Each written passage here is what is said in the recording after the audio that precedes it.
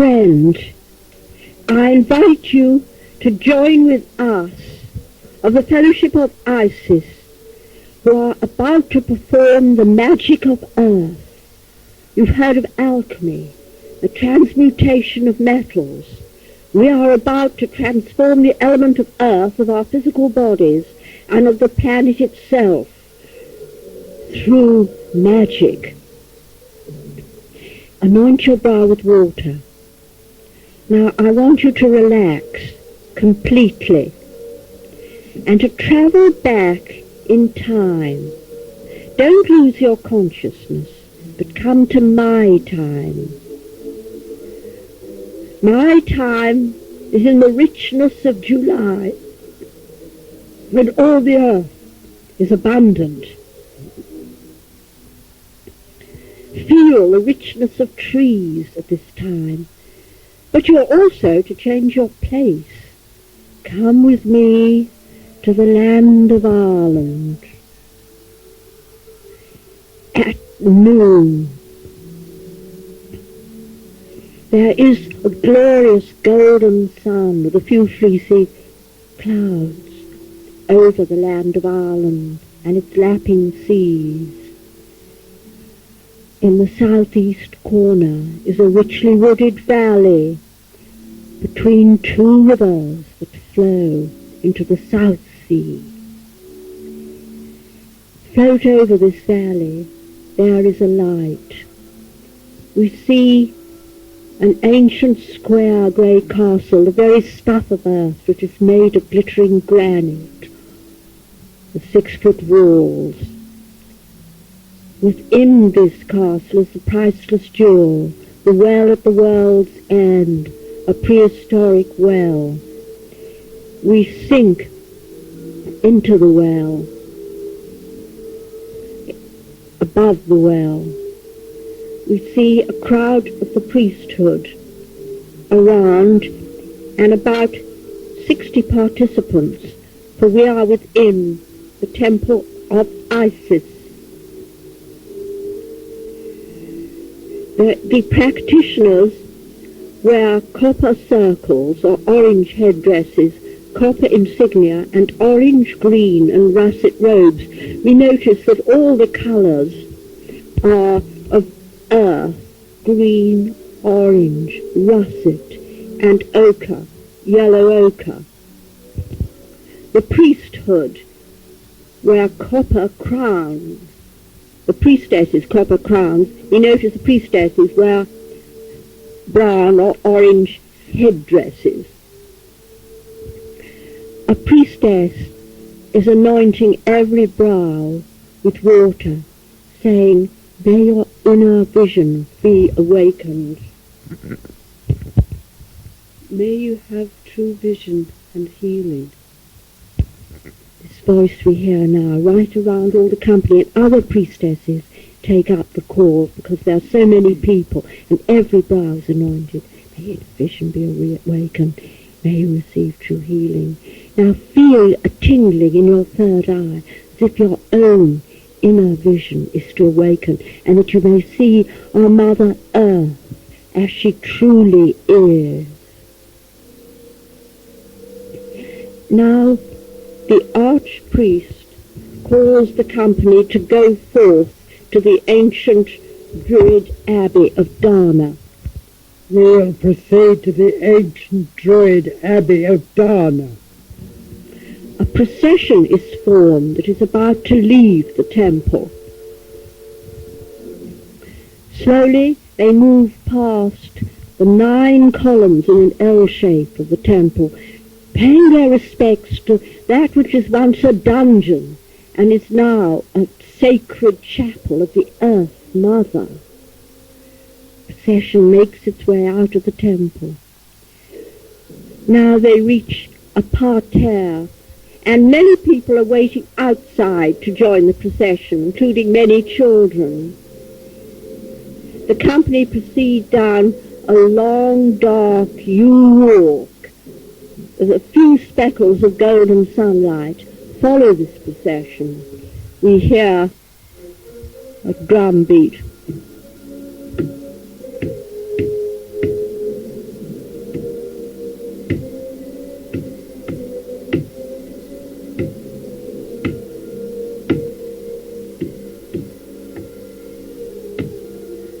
come. There is a golden light at the end. The company swing to the left, and they pass a little temple of Flora, a belvedere, and a great incense tree, a deodar, and some pick a glittering part of this incense to bring with them to the Druid Abbey of Dana. The company rise a little, and before the castle, as a sort of wing, is a ruined abbey, dedicated to the goddess Dana, the Tuatha De Danann, centre of the Druid order of Dana. The company in single file enter a maze-like entrance, and they enter the abbey, which is filled now with flowering shrubs, which is open to the sky, Irish fuchsias, roses, many, many crumbling roses round the great northeast window. There's a small fire in the centre, and some put their sticky incense and the deodar in this, basing it on a plant. However, their attention is drawn to the dolmen at the end of the abbey. On this dolmen, as was the wont in matriarchal times, is a seated figure wearing a long orange robe and a dark brown veil covering her whole head. She is seated like a statue. The archpriest approaches her and offers her herbal incense and calls upon the earth goddess Herta. Divine Mother Goddess Herta, we sing thy praise, we glorify thy creation. A second priest now speaks of Herta. From a cracked egg's lower fragment, now the solid earth she fashioned. From the cracked egg's upper fragment rose the lofty arch of heaven. From the yolk, the upper portion now became the sun's bright luster. From the white, the upper portion rose the moon that shone so brightly. Whatso in the egg was mottled now became the stars in heaven. A beautiful priestess now. When the 9th year had passed over, and the summer 10th was passing, from the sea her head she uplifted, and her forehead she uplifted. And she then began creation, and she brought the world to order. On the open ocean surface, on the far extending waters, wheresoe'er her hand she pointed, there she formed the jutting headlands. When towards the land she turned her, there the level shores extended.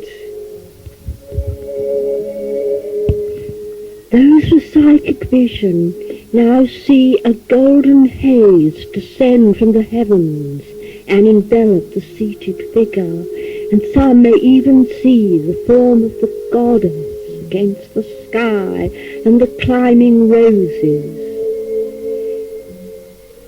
Are we to be granted the oracle?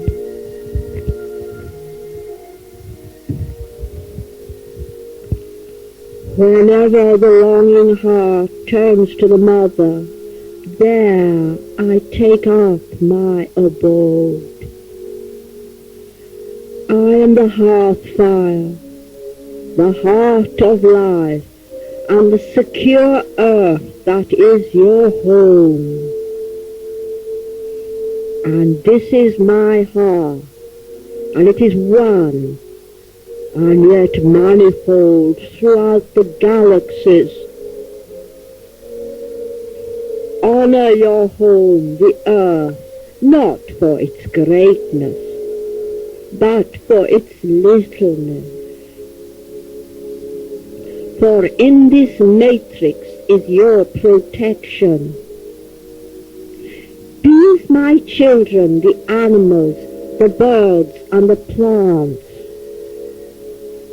for they die not, but live forever in my everlasting home. Their existences of birth and struggle and death are to them but dreams. Pity yourselves. Only humans believe they die, and through this delusion they suffer. Turn to my deeps, and you will find my jewels. These many-colored gems are concealed in your own bodies. My rubies, sapphires, and emeralds glow in your red tree of life. My veins of gold and silver flow in your blood. My poles of balance are fixed within your bones. Turn to your roots. Despise not touch, nor smell, nor taste. These bring you into communion with me and with all my children. Know me as the Earth Mother, who bringeth forth all things that breathe and move and have their being. My body holds all the elements, so my children are of my substance. I am in them all, and I am immortal.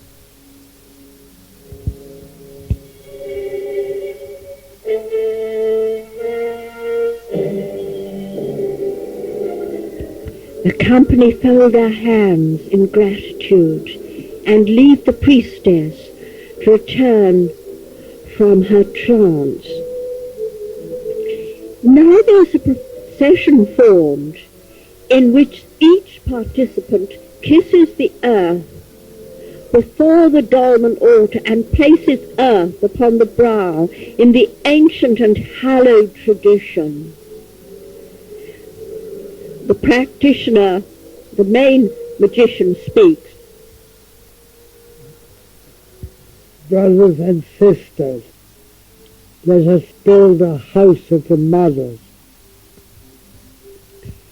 So each now stand and are prepared to build the etheric house of the goddess. Anything in the ether can manifest on earth, for everything in our earth is but a shadow from the etheric realm. Magician speaks again. Let the foundations be laid. The magician picks up a staff and marks out a circle on the gravel, on the ground. He moves from the north, left to right. The magician speaks again. He wishes that there should be 4 pillars. Let the 4 pillars uphold the roof. 4 magical practitioners move to the 4 quarters, north, east, south, and west. They move left to right, that is Dayshaw. Now, the second enchantress speaks. Let the goddess Gaia build the walls. I will sing of well-founded Gaia, mother of all, eldest of all beings. She feeds all creatures that are in the world, all that go upon the goodly land, and all that are in the paths of the seas, and all that fly. All these are fed from her store. Through you, O Queen, men and women are blessed in their children, and blessed in their harvests. Happy are they whom you delight to honour. They have all things abundantly. Their fruitful land is laden with corn, and their houses are filled with good things. Great riches and wealth follow them. Their sons exult with ever fresh delight, and their daughters in flower-laden bands play and dance merrily over the soft flowers of the field. Thus is it with those whom you honor, O holy goddess Gaia, bountiful spirit. Hail, mother of the gods! Thy walls are a stronghold sure. Now comes the actual creation of the foundations and the walls. The whole company dance round and round as in a maze, forming the foundations. They place their hands on the floor, creating it in the visual imagination. Imagine you are in this place and you are creating a whole circular floor. Now it is marked as a square within this circle at the four quarters, and so the practitioners join in four streams of people lifting their arms out, creating four pillars. Now the whole company join in and form a square. Let us visualize this, the forming of a circular floor, the creation of four columns, and then the creation of great walls of the temple.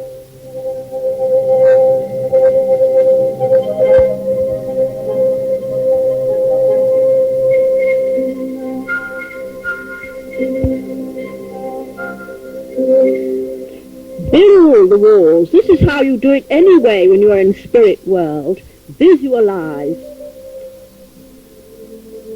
great stones, great granite stones and four mighty pillars. Lift your hands up.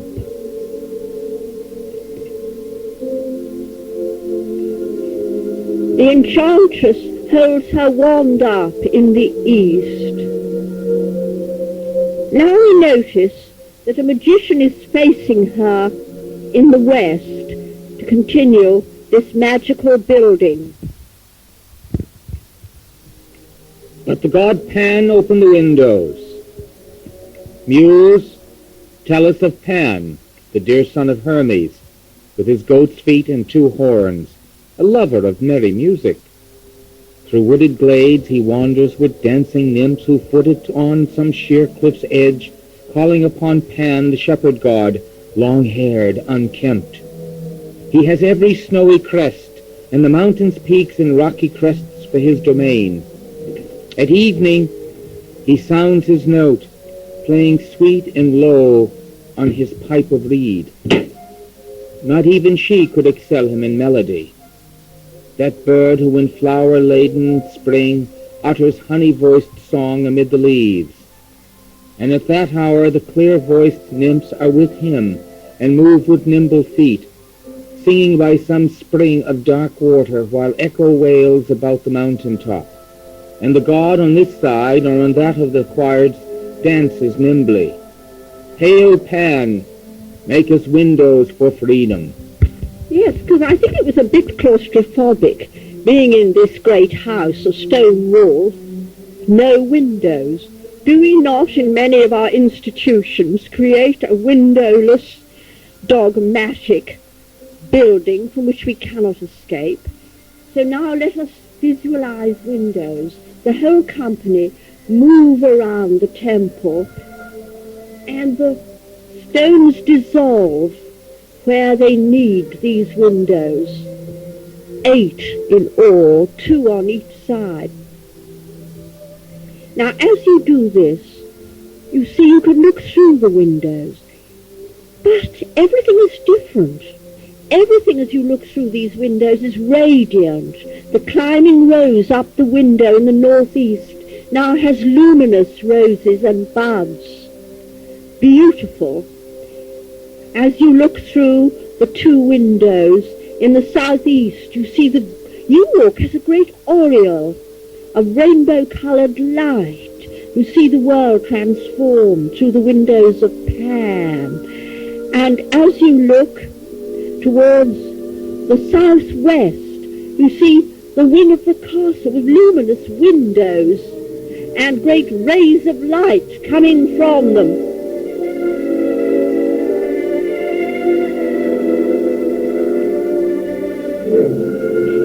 And you look towards the northwest, and you see a grove of oak trees and standing stones, a temple of standing stones, all radiating to the sky in beauty. We have indeed created the windows. Now Amagus is in the south, and he calls upon the Egyptian god Seb. Let the god Seb protect the door. Hymns of praise to Seb, who hath the secret gates upon his brow. May our hearts be with us when we enter the house of hearts. May our breasts be with us when we enter the house of hearts.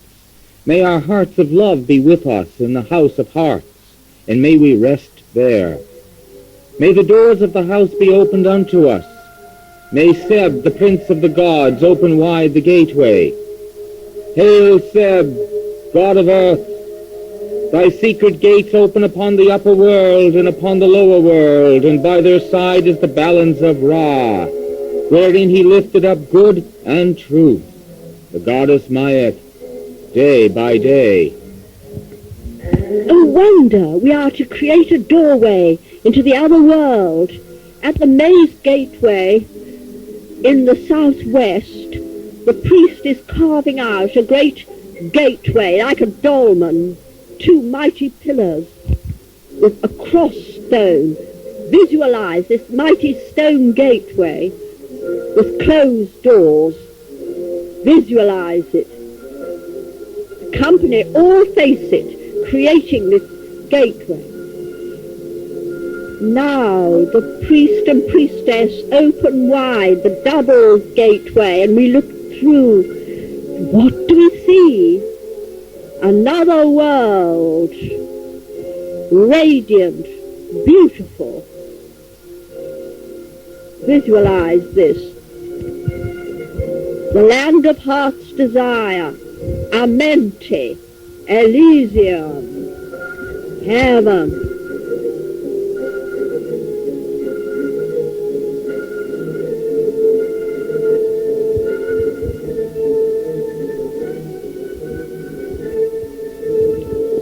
This is the doorway we have sought all our lives.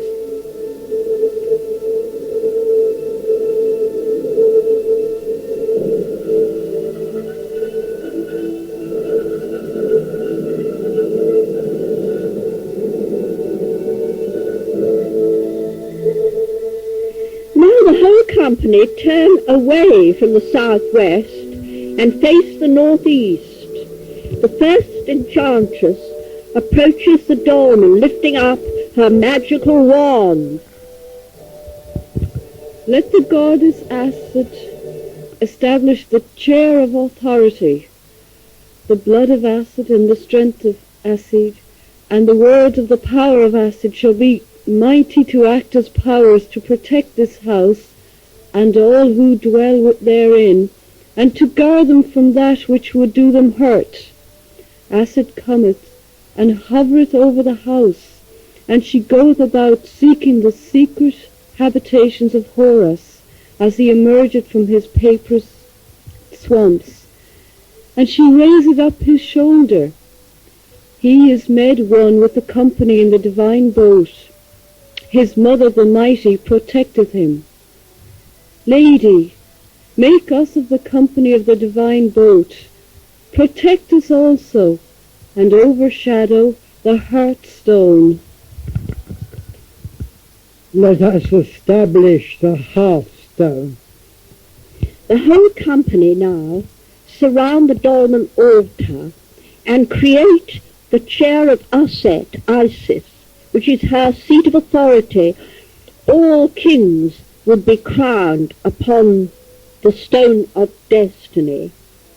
The enchantress and magician approach each other from north and south, or rather from northeast and southwest, and they join their outstretched hands, palm to palm, and place them on the altar. Then the other enchanters and magicians all surround the dolmen, so they are forming an equal-armed cross. That is the number of the earth, 4. Others stand forming a cross, forming the 8-pointed star. Power is felt and orange light seen. The first enchanter speaks.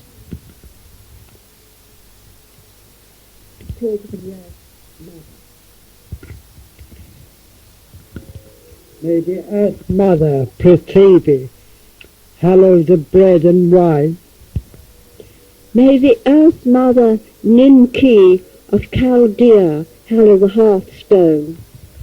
May the Earth Mother Yatai of Indochina and Burma light the fire.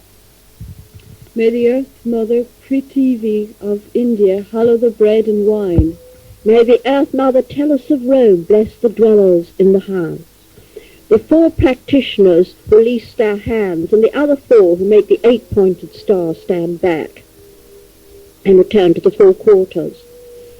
There is now a whole circle formed round the dolmen.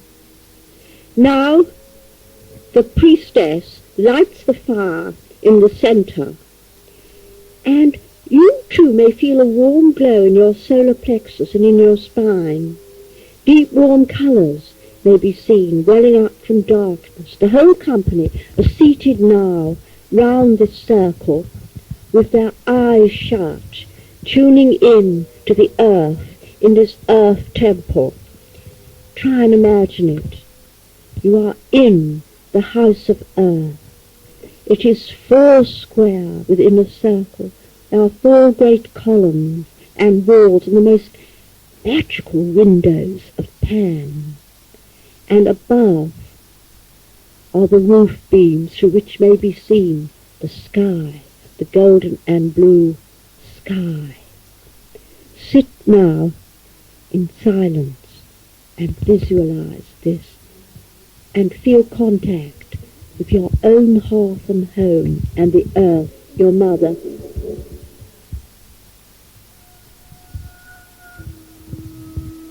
Have you ever seen the earth? Do we ever see the earth? We only see its outer shell, the material, physical realm. Attune yourself now to the true earth, which is, like Herta, immortal, as are you.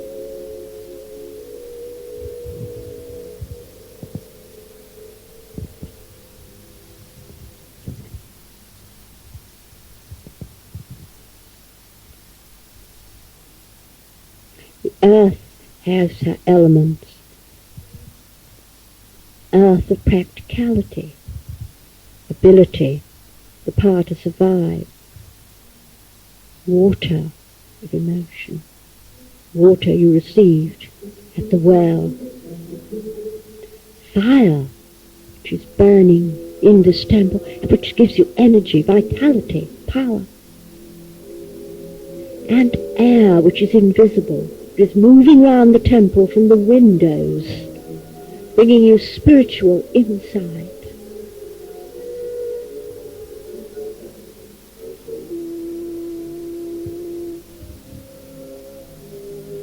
You are in your mother's house, and she is blessed and protected by the Father God, Pan. And we are surrounded by the stars, our little planet. As we circle around our sun. And we are not loved for our greatness, our vanity, our pride, our cleverness. We are loved for our littleness, as a mother loves a small baby.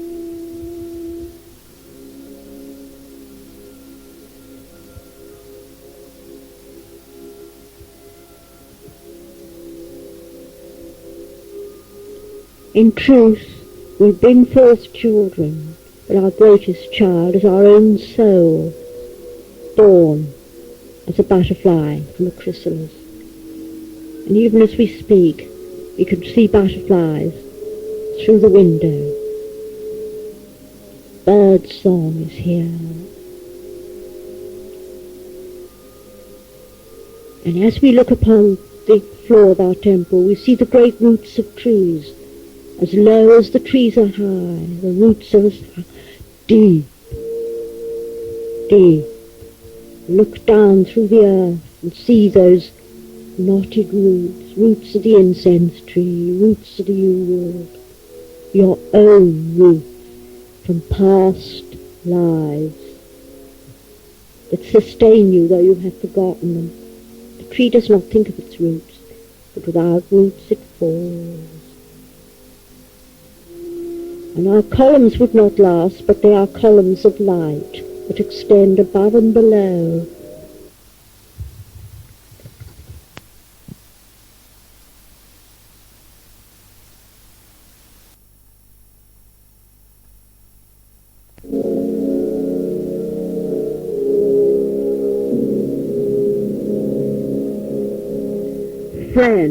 Friends, we are seated within the house of the true earth, which we have created. And from here we can control and help the shadow earth, which we regard as real. And as we think of the earth, there are many of these earth houses and temples created in the past, but the true Parthenon is forever.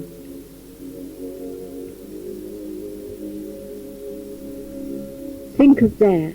Think of all the temples, cathedrals, all that is beautiful, and indeed homes that have been surely built in the inner planes, where you were happy as a child. Think of one particular place, and if you truly love it, you can rebuild it to last in the inner plane. A home by the sea, by a hill.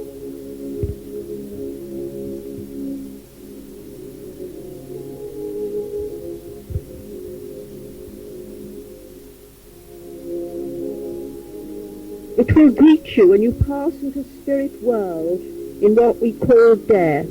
You will have created a stronghold, sure. Create it now in your mind.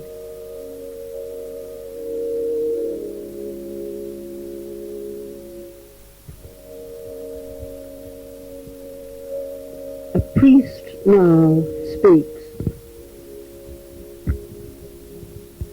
Hear the words of the sage of Aeon. While the child is still in its mother's arms, it is nourished by her. Yet it does not know it is a mother which feeds it. It knows later in whose bosom it has lain. As the mother nourishes the body, so the mighty mother nourishes the soil. Yet there are but few who pay reverence where reverence is due, and that is because this benign deity is like a mother who indulges the fancies of her children. With some she imparts life to their own thoughts. Others she endows with the vision of her own heart. Even of these last, some love in silence, being afraid to speak of the majesty which smiled on them. But the day was to come when I could not deny the mighty mother that reverence due, when I was indeed to know by what being I had been nourished, and to be made sweet and made as a lover with the consciousness of her intermingling spirit. So did I feel one warm summer lying idly on a hillside.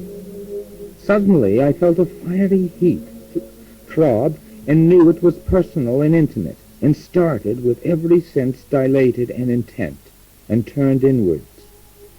And I heard first a music as of bells going away into that wondrous underland whither, as legend relates, the Danaan gods withdrew. And then the heart of the hills was opened to me, and I knew there was no hill. For those who were there, and they were unconscious of the ponderous mountain piled upon the palaces of light, and the winds were sparkling and diamond clear, yet full of color as an opal, as they glittered through the valley. And I knew the golden age was all about me, and it was we who had been blind to it, and that it had never passed away from the world. Now the company determined to chant. The priest calls upon them to chant the holy name of Gaia. Brothers and sisters, let us commune with the Mother. Therefore we call upon Dana and Gaia.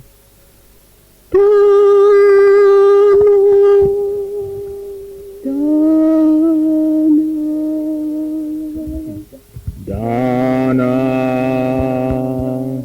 Dana,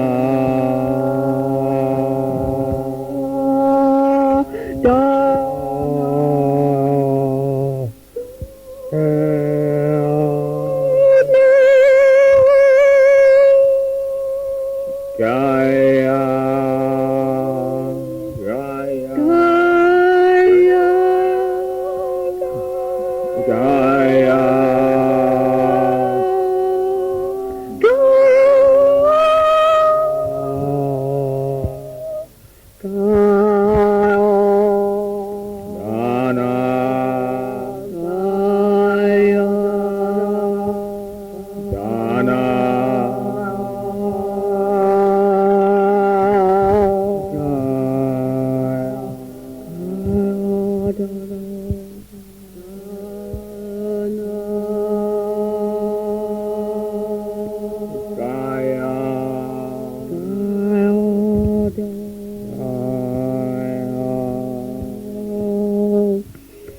Now comes the time of planting. Each participant has a favourite plant. They may move this somewhere else later, but at the moment there's a prepared bed. And my sacred tree is the ash tree. You have a soul friend always throughout all nature.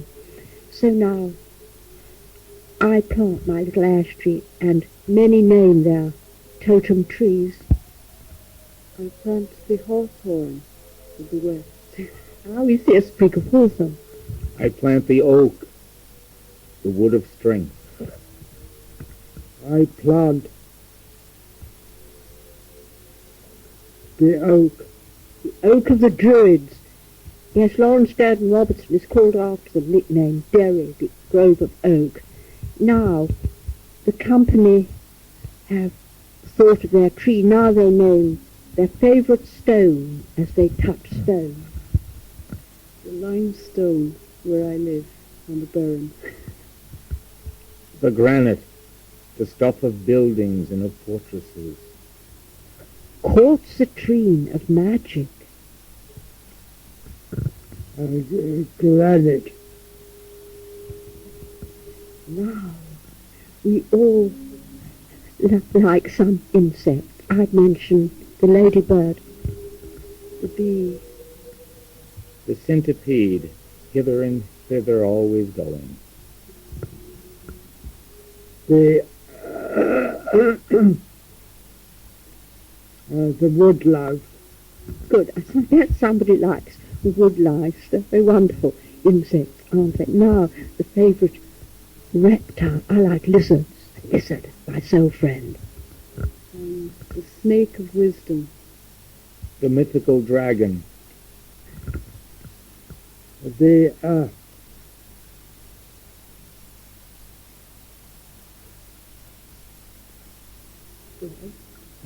frog. You like frogs, definitely. Now, we have our reptile. We have... Remember that our totem animals, as a druid practice, can relate us to all. We learn telepathy, the language, bird. The robin.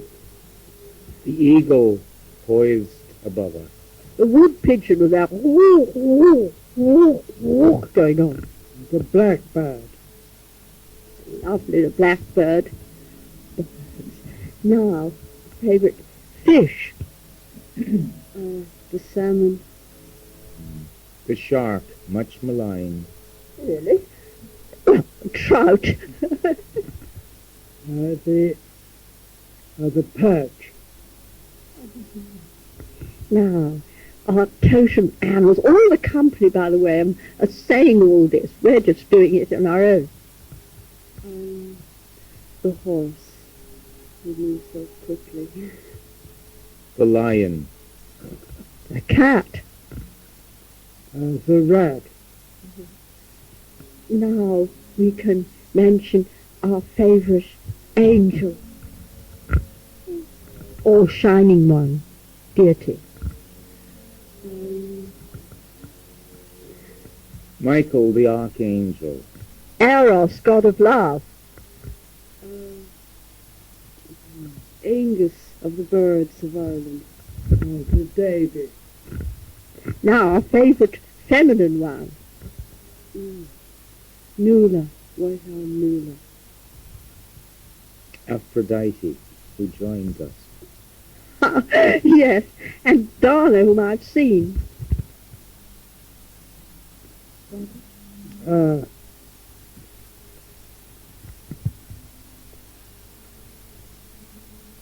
love them all. I love them all. Oh, I know you do. How can you pick and choose? Now we end up by choosing our star, our planet first.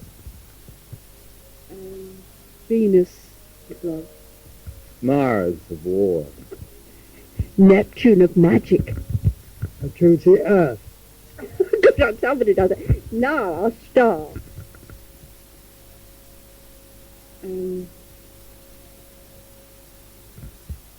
Sunshine. That constellation of stars, Orion the hunter. Sagittarius. Aries, but I'm not serious. Taurus. Good. Now the whole company, having found their soul friend, sit around the fire with eyes closed and commune through their soul friends with all nature, learning the language of angels and of men, telepathy.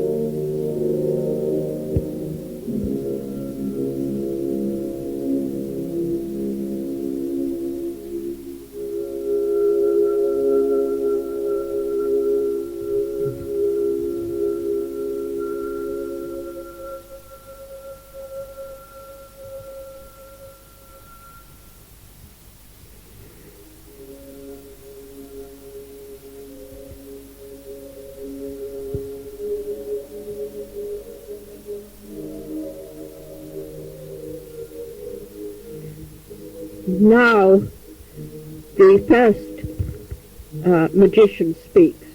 Let us give thanks to the mother goddesses and the earth god, the bounty and the everlasting host. Let us send forth the love and wisdom of the mother goddesses and the earth gods to all beings. Now, all hold out the palm, they stand up, and they face an outward-facing circle, and from the house of magic they dispense power for good. Now, each person names some cause they have at heart. The heart of the Irish, that it might be restored. The courage of the Irish, that they may muster it and go forth. The aboriginal tribes of rainforests and the forests. The purification of the earth. Now let us send forth coloured rays. You have your intention. Say it out loud if you can, and send out these rays from the house of earth, knowing that what you pray, that is accepted by the mother, will come about.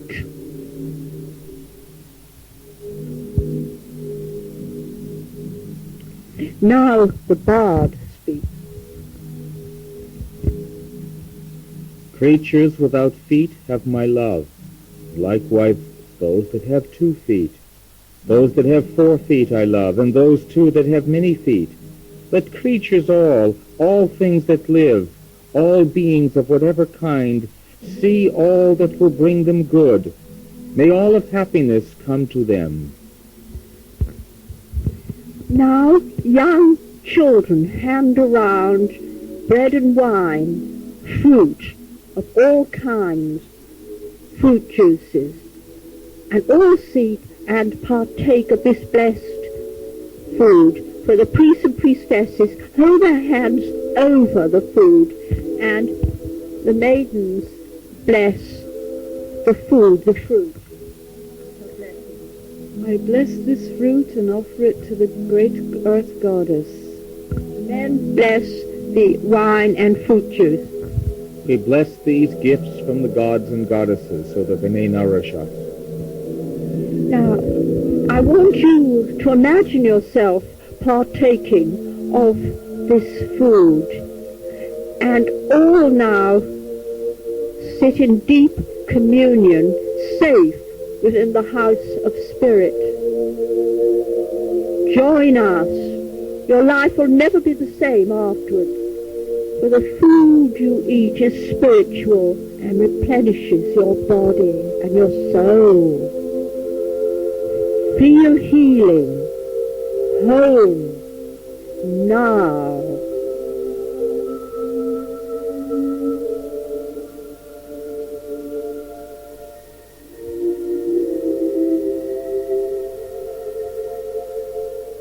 You feel bliss.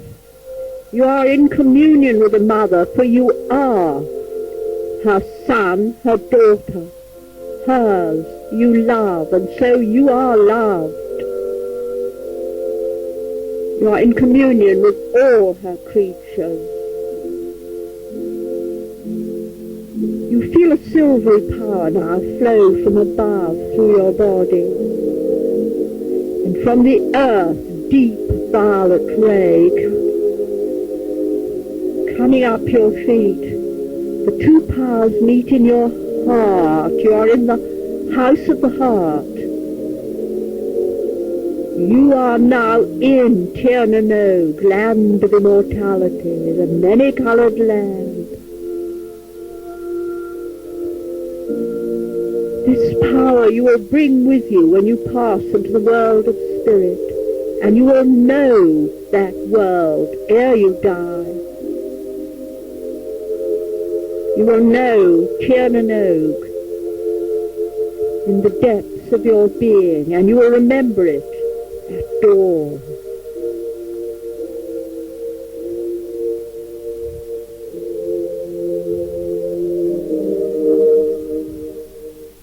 The company now are giving thanks to the deities. Let us give thanks to the mother goddesses and the earth god for the bounty of the everlasting hope. And the priests all give thanks to the deities, to Mother Earth. Let us give thanks to Mother Earth for her bounty and her gifts to us. Let us give thanks to Mother Earth and all of her fellow gods and goddesses for all they have given. And on behalf of our unseen members and those who join us, we give thanks from our hearts for the earth and all she gives us in her true being, which is everlasting. May the outer vesture of the earth, the physical world, be transmuted by this alchemy into perfection.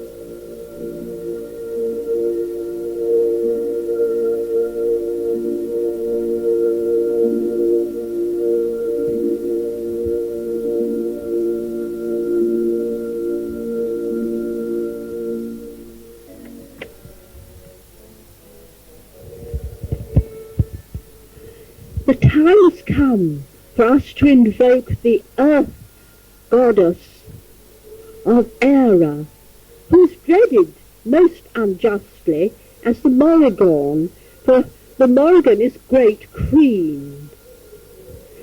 An enchanter stands before the altar facing the enchanter, who speaks of this great goddess of the earth. Know that when the Morrigan, the Melusina, ascends from the fiery core of the earth, there comes a column of black smoke, like unto the trunk of a giant tree. And this tree grows until it reaches the sky, and its spreading branches scatter fiery flowers of many colors, and they in turn drop gold and silver fruit. When you face the rising of this black tree with its starry flowers and fruit with courage and calm, you shall win the name of Son of Lugh.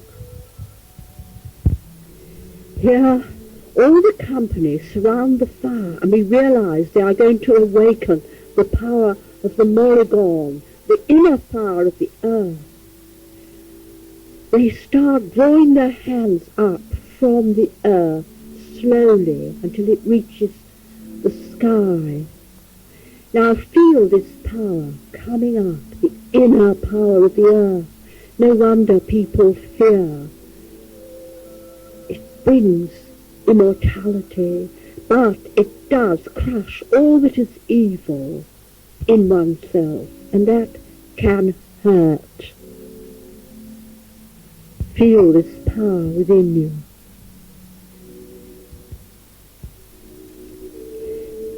Now the company are turning to the enchantress. She is in the west, facing a great stone cauldron.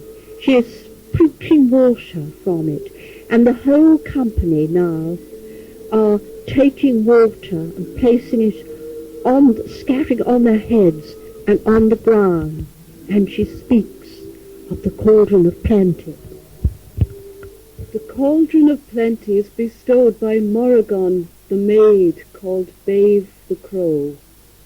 The Bave appears to heroes in all her youthful loveliness as the water by the ford, and the ford is through that river which is at the world's end in the west, for beyond it lies the realm of the Sidhe, called Tir na Og, land of everlasting youth. This country is invisible to mortal eye, and lies below, upon, and above the mighty western ocean that once overwhelmed Atlantis. Its bells may be heard from the deeps, and the sound of maidens singing entice sailors to cast themselves from their ships to seek lost beauty. And the purple mountains reach into the sky with rainbow shafts of light that are pathways to the stars. When in your wanderings you may come upon the Bave by a ford, washing dust and blood from your earthly armour, know that your time has come to cross the river of death to the other realm of the Sidhe.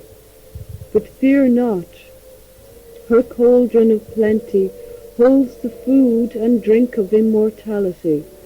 The divine Virgin is ever compassionate. For those in need, the cauldron is never empty. The stone of rulership is bestowed by Morrigan, the great queen, the Macha. In her union with Dagda the Good, she has one foot upon the north bank of the river of life and death, and her other foot upon the south bank, and she faces the rising sun. So is she, Queen of Earth, and all who sit upon Macha's seat of authority are her sons and daughters, and derive their thrones from her. What has the raven goddess Morrigan, Niman the hag, to offer? Heroes follow fair maidens and stately queens rather than she who has been termed the frenzied crow. There were two slender spears of battle upon either side of the hag. Her face was blue-black, the luster of coal. On her forehead was one deep pool-like eye, swifter than a star in a winter sky. Here the whole company have been placing their hands on the dolmen altar of the Morrigan the Queen, but suddenly, almost as if afraid, they've turned to the west, to the great gateway into the other world, and lift their hands in wonder as they think of the hag, the Macha.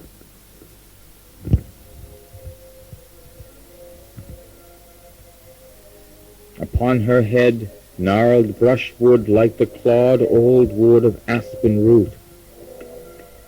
It is Niman the Kalak, who indeed gives the sword of light by plunging it into the hero's heart. Or does she not foretell the death of kings, and so throw the bravest into despair?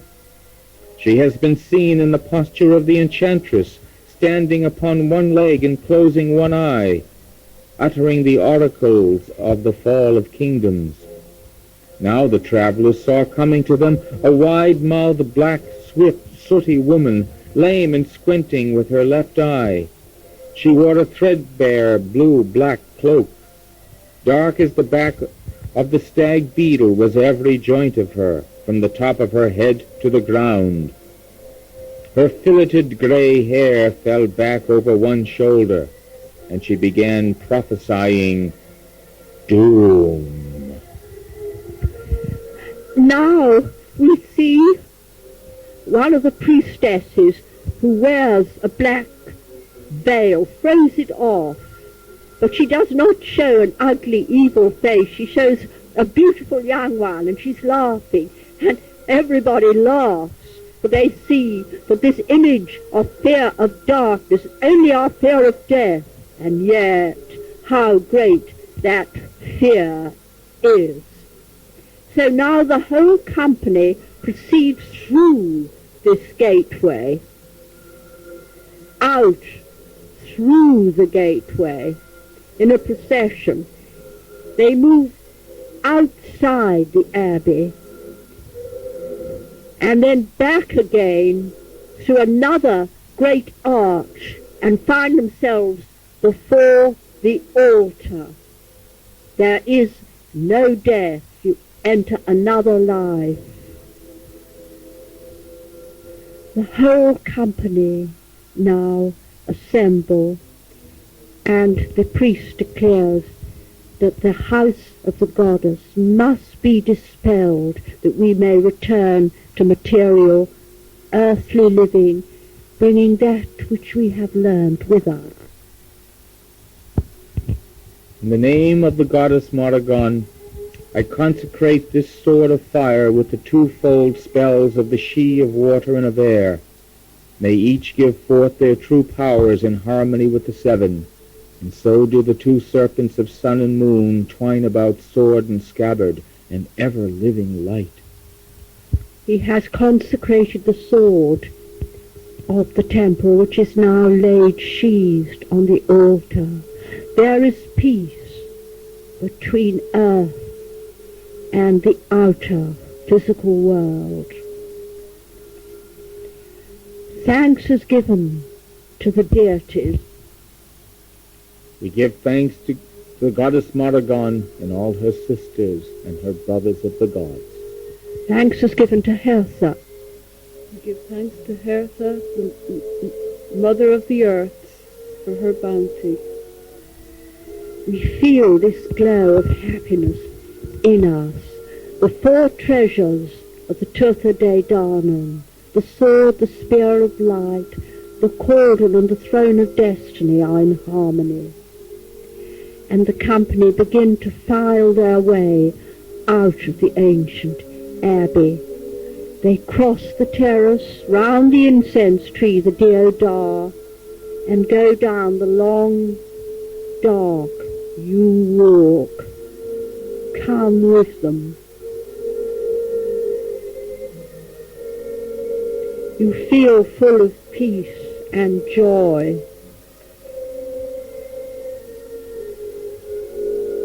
But you need to come back to your own time and place, the elements of earth reconciled within you, your spirit, your emotions, your mind, and your body.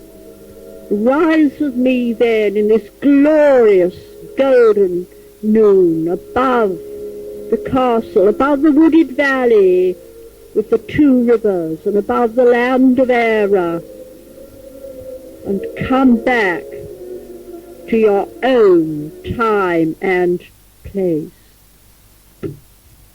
You are back. You feel better than when you started. I'm Olivia Robertson of the Fellowship of Isis. Write to us at any time.